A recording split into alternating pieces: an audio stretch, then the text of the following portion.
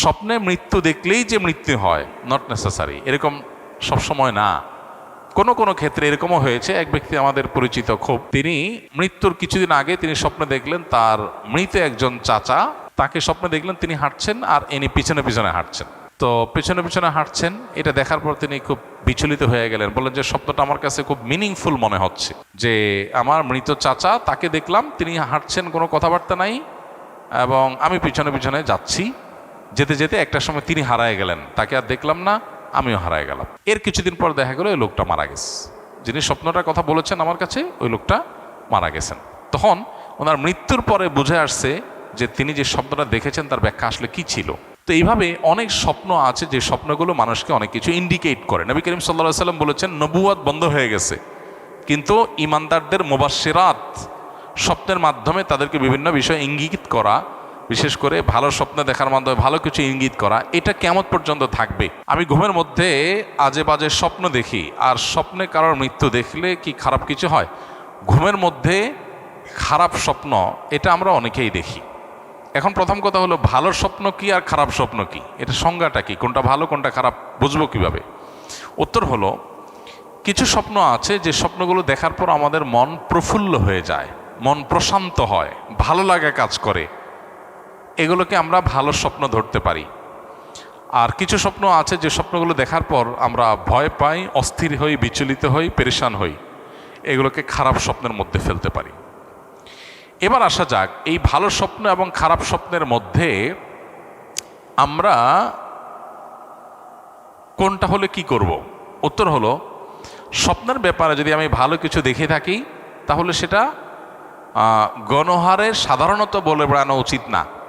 যদি সেটার সাথে জাতীয় কোনো স্বার্থ জড়িত থাকার মতো বিষয় না হয়, তাহলে সেক্ষেত্রে নিজের ব্যক্তিগত আপনার স্বপ্নের কথা বাইরে গণহারে বলা বেড়া উচিত না। যারা স্বপ্নের ব্যাখ্যা জানেন এরকম ব্যক্তিদের কাছে শুধু পেশ করা যায়। দ্বিতীয়ত হলো, খারাপ স্বপ্ন যেটা পর আমি বিচলিত হয়েছি, এটা দেখার পরে প্রথমত যদি এমন হয় যে যে স্বপ্ন দেখেছি এটা দেখার পর আমার পেরেশানি লাগছে, আমি চিন্তাগ্রস্ত হয়ে যাচ্ছি, পেরেশান হয়ে যাচ্ছি, তাহলে এটা কখনো কখনো শয়তানের তরফ থেকে হয় মানুষকে পেরেশান করার জন্য। অহেতুক পেরেশানি, পরীক্ষা দিচ্ছি, দৌড়ে যাচ্ছি, বাস ছুটে যাচ্ছে, ছুটে যাচ্ছে, এগুলো বেশিরভাগ শয়তানের তরফ থেকে মানুষকে হয়রানি করার জন্য, কষ্ট দেওয়ার জন্য। এগুলো থেকে আত্মরক্ষার উপায় কি? সকাল সন্ধ্যার আমল নিয়মিত করা। ঘুমের সময় অনেকগুলো মাসনুন আমল আছে যেটা আমরা জানি না। ঘুমের সময় যত মাসনুন আমল আছে এগুলো যদি সবগুলো কেউ করতে যায় মিনিমাম তার 30 থেকে 40 মিনিট সময় লাগবে মিনিমাম। সে সবগুলো আমল করতে চাইলে এই পরিমাণ কোরআনে বড় বড় সূরা তেলাওয়াত করার কথা আছে, অনেকগুলো আমল আছে, সেগুলো করে যদি শোন, ওযুর সাথে শোন, ইনশাআল্লাহ তাআলা হেফাজত করবেন। কোনো কোনো সময় শারীরিক দুর্বলতার কারণে মানুষ এ সমস্ত স্বপ্ন দেখে, সেক্ষেত্রে সেই দিকটার প্রতি বিশেষ খেয়াল রাখতে হবে, দুর্বলতা যেন না থাকে। আর কিছু কিছু স্বপ্ন আছে যেগুলো মিনিংফুল, বোঝা যায় যে এটা আমাকে বিশেষ কিছু ইন্ডিকেট করা হচ্ছে, তো সেগুলো কখনো কখনো দেখতে বা আপাত দৃষ্টিতে খারাপ স্বপ্ন মনে হলেও সেটা আসলে ব্যাখ্যায় ভালো হয়। সেটা স্বপ্নের ব্যাখ্যা বিশেষজ্ঞ যারা আছেন, এক্সপার্ট, তারা বলতে পারেন। স্বপ্নে মৃত্যু দেখলেই যে মৃত্যু হয় নট নেসেসারি, এরকম সবসময় না। কোনো কোনো ক্ষেত্রে এরকমও হয়েছে, এক ব্যক্তি আমাদের পরিচিত খুব, তিনি মৃত্যুর কিছুদিন আগে তিনি স্বপ্নে দেখলেন তার মৃত একজন চাচা, তাকে স্বপ্নে দেখলেন তিনি হাঁটছেন আর ইনি পিছনে পিছনে হাঁটছেন। তো পিছনে পিছনে হাঁটছেন, এটা দেখার পর তিনি খুব বিচলিত হয়ে গেলেন, বললেন যে স্বপ্নটা আমার কাছে খুব মিনিংফুল মনে হচ্ছে, যে আমার মৃত চাচা তাকে দেখলাম তিনি হাঁটছেন, কোনো কথাবার্তা নাই, এবং আমি পিছনে পিছনে যাচ্ছি, যেতে যেতে একটা সময় তিনি হারায় গেলেন, তাকে আর দেখলাম না, আমিও হারায় গেলাম। এর কিছুদিন পর দেখা গেল ওই লোকটা মারা গেছে, যিনি স্বপ্নটার কথা বলেছেন আমার কাছে, ওই লোকটা মারা গেছেন। তখন ওনার মৃত্যুর পরে বুঝে আসছে যে তিনি যে স্বপ্নটা দেখেছেন তার ব্যাখ্যা আসলে কি ছিল। তো এইভাবে অনেক স্বপ্ন আছে যে স্বপ্নগুলো মানুষকে অনেক কিছু ইন্ডিকেট করে। নবী করিম সাল্লাল্লাহু আলাইহি সাল্লাম বলেছেন নবুয়ত বন্ধ হয়ে গেছে, কিন্তু ইমানদারদের মুবাশশিরাত, স্বপ্নের মাধ্যমে তাদেরকে বিভিন্ন বিষয় ইঙ্গিত করা, বিশেষ করে ভালো স্বপ্ন দেখার মাধ্যমে ভালো কিছু ইঙ্গিত করা, এটা কেমন পর্যন্ত থাকবে এবং এটা নবুয়তের একটা অংশ। বিদায় স্বপ্নকে একেবারে উড়াই দেওয়ার মতো বিষয় না। তবে হ্যাঁ, স্বপ্নের কিছু কিছু আছে যেগুলো শয়তান দেখা, যেগুলো পেরেশানির কারণে, শারীরিক দুর্বলতার কারণে হয়, সেটা আছে। বাট স্বপ্নের গুরুত্বপূর্ণ একটা পার্ট আছে, বেশ মিনিংফুল। আমরা আমাদের জীবনে অনেক স্বপ্ন দেখেছি যেটার ব্যাখ্যা পরে আমাদের বুঝে আসছে যে হ্যাঁ, এটা তো মূলত এই জিনিসটা। তো এই জন্য স্বপ্ন নিয়ে আমাদের জানাশোনা বাড়ানো দরকার। দুর্ভাগ্যজনক বাস্তবতা হলো আমাদের সমাজে আজকাল স্বপ্নের ব্যাখ্যা বিশেষজ্ঞ মানুষ পাওয়া যায় না, হারায় গেছে একেবারে। এক্সপার্ট মানুষ সেরকম একটা নাই। আলেমদের মধ্যেও ওইরকম আলেম পাওয়া যায় না সচরাচর যারা স্বপ্নের ব্যাখ্যা ভালো করে বুঝেন। এটা মুসলমানদের একটা বড় সম্পদ। এই জায়গাটা একটা বড় শূন্যতা তৈরি হয়ে গেছে। তো এটা নিয়ে কারোর মনোযোগ থাকলে সেটা খুবই প্রশংসার বিষয়, স্বপ্নের ব্যাখ্যা বিষয়। তবে সেটা অবশ্যই বেশ পাণ্ডিত্যের ব্যাপার এবং জানাশোনার মতো বিষয়, সেটা আমাদের করতে হবে, জানাশোনা সেভাবে করতে হবে। তবে মৃত্যু দেখলেই যে মৃত্যু হয়ে যায় স্বাভাবিক না, অনেক সময় উল্টাও হয়। এই জন্য স্বপ্নের ব্যাখ্যা যা দেখলাম তাই হবে। অনেকের কাছে শুনেছি যে কেউ যদি 30 পারা কোরআন মুখস্থ করে ভুলে যায় তাহলে সেটা নাকি কবিরা গুনাহ হয়। এর সত্যতা কতটুকু? 30 পারা কোরআন মুখস্থ করে ভুলে গেলেই শুধু গুনাহ হয়, শুধু সেটা নয়, কোরআনের কোনো আংশিক যদি কেউ মুখস্থ করে, একটা সূরা মুখস্থ করলো, এরপরে সে সেটা ভুলে গেল, এই ভুলে যাওয়াটা যদি তার অবহেলার কারণে হয়, তার নিজস্ব ত্রুটির কারণে হয়, মোতাবাত বা এটাকে ফলো আপ করা, নিয়মিত পড়ার প্রতি অবহেলা করার কারণে যদি ভুলে যায়, তাহলে সে অবশ্যই গুনাহগার হবে, এটা সঠিক। নবী করিম সাল্লাল্লাহু আলাইহি সাল্লামকে মেরাজে আল্লাহ তাআলা বান্দার যত পাপগুলো আছে, গুনাহগুলো আছে, অপরাধগুলো আছে, এগুলো দেখিয়েছেন। কিভাবে তার প্রকৃত রূপ কেমন ছিল সেটা আল্লাহু আলাম। সেই গুনাহগুলোর মধ্যে নবী সাল্লাল্লাহু আলাইহি সাল্লাম এর একটা হাদিস থেকে আমরা জানতে পারি যে সবচেয়ে ভয়াবহ গুনাহগুলোর মধ্যে থেকে একটা দেখানো হয়েছে তাকে, মানুষ যখন কোরআনের কোনো অংশ মুখস্থ করার পর সেটা ভুলে যায়। অতএব কোনো হাফেজ পুরা কোরআন হিফজ করেছে, এরপরে সে পুরাটা ভুলে গেছে, সে আল্লাহর কাছে ভয়ঙ্কর অপরাধী, যদি সে অবহেলা গাফিলতির কারণে ভুলে যায়।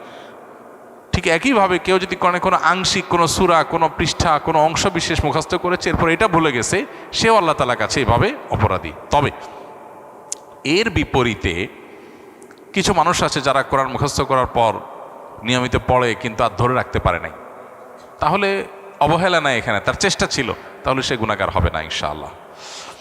ওমরা করার সময় নফল তাওয়াফ উপরের তলায় করার নির্দেশনা দেওয়া হয়।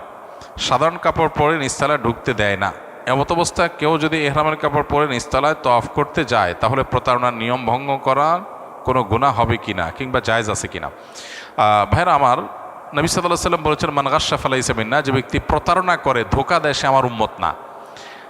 যেহেতু সাধারণ অবস্থাতে শুধু যারা ফরজ তাওয়াফ করবে তাদেরকেই মাতাফে ঢুকতে দেয়, মাতাফের মূল গ্রাউন্ড ফ্লোর দিয়ে তাওয়াফ করতে দেয়। এটা হলো ভিড় এড়ানোর জন্য। সবাইকে নফল তাওয়াফ যদি নিচে করতে দেয় তাহলে অনেক ভিড় হয়ে যাবে, এই জন্য ফরজ তাওয়াফওয়ালাদেরকে নিচে, নফল তাওয়াফওয়ালাদেরকে উপরে সুযোগ দেওয়া হয়। এটা শৃঙ্খলার স্বার্থে কোনো নিয়ম যখন করা হয় মানুষের জীবন রক্ষা, নিরাপত্তার স্বার্থে, সেটা মেনে চলা ইমানদারের কর্তব্য। তবে এটা আল্লাহর নির্দেশ, ফরজ ওয়াজিব মানার মতো না, তবে এটাও মুসলমানের উচিত, মুসলমান সুশৃঙ্খল হবে। আর আরেকটা বিষয় হলো, এখানে যেহেতু এহরামের কাপড় ছাড়া ঢুকতে দেয় না, আমি আসলে ওমরাকারী না, হজকারীও না, ফরজ তাওয়াফও না, আমি এহরাম পরে ঢুকলাম, এটার মানে হলো আমি একটা বার্তা দিলাম যে আমি কিন্তু ওমরারত, আসলে আমি ওমরারত না। এই যে একটা চালাকি, এটা এক ধরনের প্রতারণা, এটা এক ধরনের চালাকি। তো এটা করা ইমানের সাথে যায় না। আবেগ মেটানোর নাম দিন না।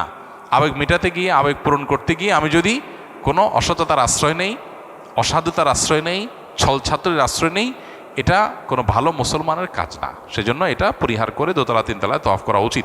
যদি নিজ দিয়ে কেউ করে সে কবিরা গুনাহ করেছে সেটা বলবো না, তবে তিনি একটা অন্যায় করেছেন। মেয়েদেরকে হাফেজা বানালে বিবাহ শাদীর পর তারা স্বামী সংসার ও ছেলে মেয়েদের ঝামেলা নিয়মিত তেলাওয়াত করতে পারে না, ফলে কোরআন মুখস্থ থাকে না। এতে গুনাহগার হবে কিনা কিংবা হাফেজার মর্যাদা পাবে কিনা? অনেক পুরুষের ক্ষেত্রেও এটা প্রযোজ্য। কোরআনে কারীমের মুখস্থ করা সওয়াবের কাজ, অনেক বড় মর্যাদার বিষয়, কিন্তু মুখস্থ করার পর যদি কেউ ভুলে যায়, সে ভুলে যাওয়াটা যদি অবহেলার কারণে হয় তাহলে অবশ্যই গুনাহের বিষয়, গুনাহগার হবে। আর যদি অবহেলার কারণে না হয় তাহলে গুনাহগার হবে না। অনেকে বলে মেয়েদের হাফেজা বানানো ঠিক না, কেন? কারণ তারা পরে ভুলে যাবে। এই কথাটা সঠিক কথা না। কারণ অনেক মেয়ে আছে যারা হাফেজা হওয়ার পর বিয়ে শাদী হয়েছে, বাচ্চা কাচ্চা আছে, তারপরে তাদের ইয়াদ আছে। বিষয়টা নির্ভর করে যে সে আসলে কতটা সিরিয়াস। সে যদি কোরআনকে ধরে রাখার জন্য সচেষ্ট থাকে তাহলে ইনশাআল্লাহ সে ভুলবে না। আর যদি সচেষ্ট থাকার পর ভুলে যায়ও তাহলে আল্লাহর কাছে তার কোনো দায় নাই, কোনো গুনাহ হবে না। তো এই জন্য মেয়েদের হাফেজা বানানো ঠিক না, এই কথাটা ভুল।